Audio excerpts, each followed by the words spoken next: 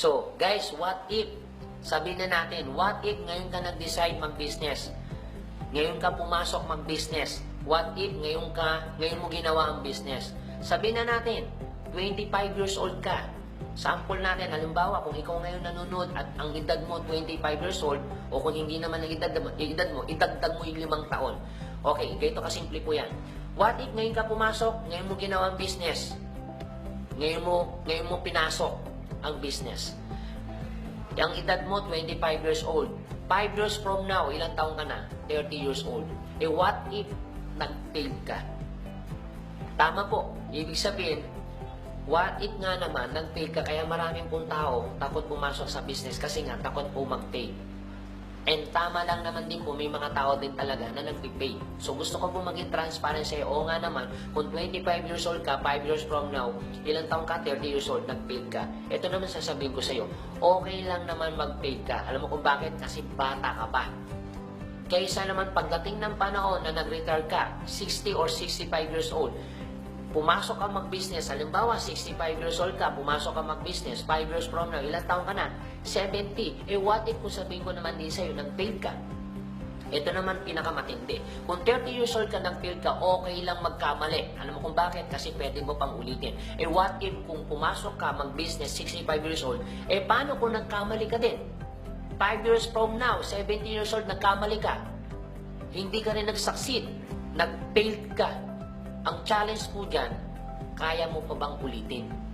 At least yung ganong edad, ganong kabatang edad, pwede mo pang ulitin kung 30 years old ka. Pero kung 70 years old ka, sabihin na natin, kaya mo pang ulitin.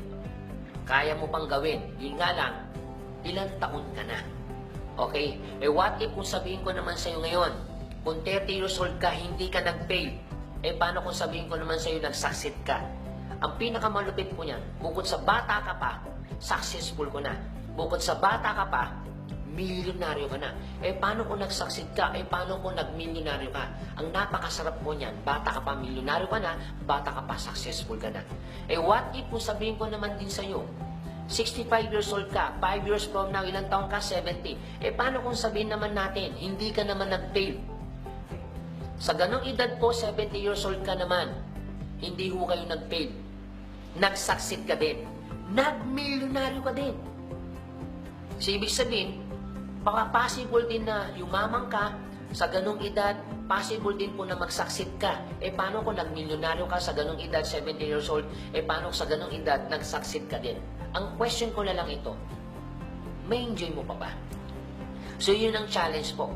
Kung sinasabi mo ngayon, hindi mo na siya may enjoy dahil may edad ka na. So, anong sense ng trabaho ka ng buong buhay mo kung hindi mo rin naman din may enjoy?